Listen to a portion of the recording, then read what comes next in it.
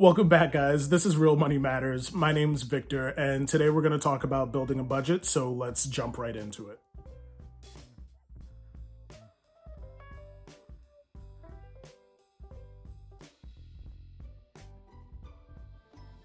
All right, so before we get started, I need you guys to hit the like button one time. Don't hit it twice, because if you do, that negates the first one, and then it's a dislike, and that's not what we're shooting for here.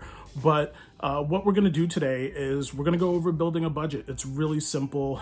You're really just taking the net income that you have coming in and weighing it against your expenses. So all the money that you're spending, and we're gonna break it down on a monthly basis. That seems to work for most people, and it's kind of the easiest way to kind of track, since you pay most of your bills on a monthly basis, what's coming in versus what's going out. So yeah, it's that simple. Now, a lot of people put off making a budget because there's this fear that they're gonna be giving up something, that there's this fear of sacrifice is what I like to call it. I'm gonna have to give up drinks with my friends, or going here, or doing this.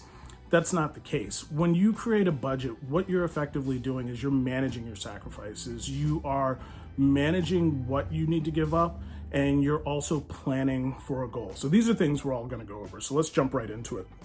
So before we create a budget, there's a couple things we need to take into consideration.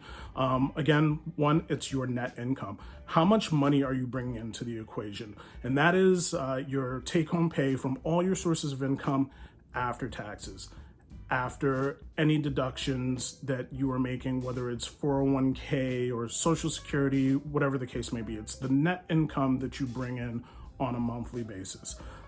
Then we need to take a look at what our fixed expenses are, right? So fixed expenses are expenses that are, you know what they're gonna be every single month. They're fixed, they don't change. So that could be your rent or your mortgage.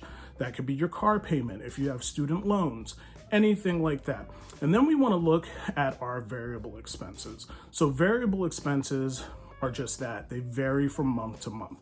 It could be your utility bills, which are a great one. Maybe your electricity bill is $80 a month during the winter and $120, in the summer because you have the AC going. Maybe you have gas or oil heat if you live in a place where it gets cold, like I do. And, maybe you can go on, a tank of oil, which for me costs about $600.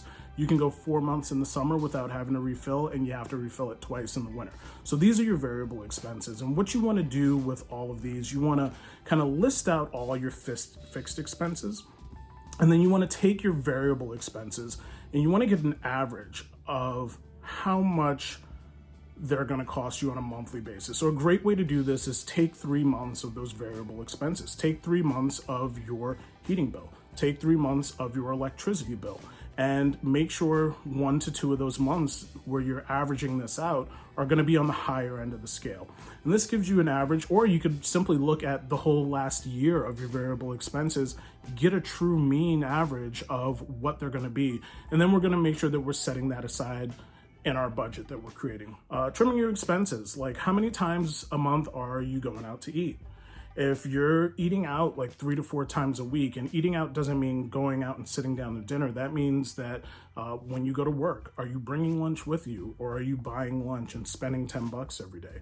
$10 a day, 5 days a week, that's $50. That's $200 a month that you're spending on food. And you could probably cover all those expenses for $50 if you just went to the grocery store, and it'd probably be a little healthier for you too. So we want to trim our expenses. We want to make sure that we are leaving some room for savings. In my last video, I really went over the whole investing, not saving.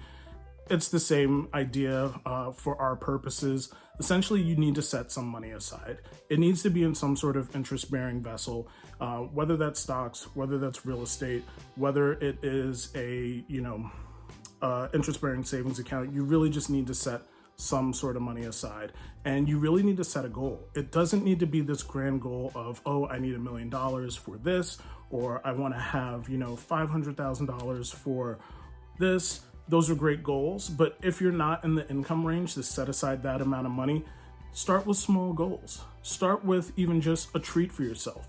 Really, the idea is we're trying to establish a pattern of behavior. And the pattern of behavior that we're trying to establish is keeping track of our expenses, not living beyond our means, and setting goals. That's all a budget is. So once you can master those three things, you're well on your way. So we've created our budget. We have taken a look at our income. We've taken a look at our fixed and variable expenses. We've trimmed those expenses where we can, and we are saving money. But we're not done yet. We also need to reevaluate our budget every couple of months. Expenses change, income hopefully changes in a positive direction. We want to make sure that we're staying on track for our goals. And now you are on the path to financial freedom. The first step is really overcoming that fear of sacrifice. And as Shia LaBeouf would say, just do it! Now that we're setting aside money to save, you need to make sure that you are investing it in some way. So whether that is opening a high yield savings account, there's tons of great banks out there that have $0 minimum opening fees, like Discover Financial, which has a great high yield savings account. American Express also has a really great high yield savings account. You can also open up a brokerage and start dabbling in the stock market. There's no barrier for entry for that anymore in 2020. There's great apps out there like Robinhood, which you can open an account with $0 and they also give you a free stock. I'll leave a link in the description for that. There's also M1 Finance, which I'll also leave a link in the description for.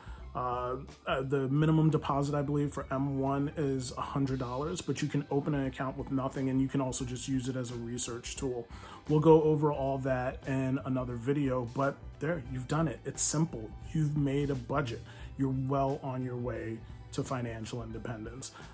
So that's it. My name's Victor. This is Real Money Matters. Again, if you like this video, if you got anything from it, do me a favor, hit the like button once, not twice. Again, we don't want to dislike, we only want to like, and I'll see you guys in the next one. Bye.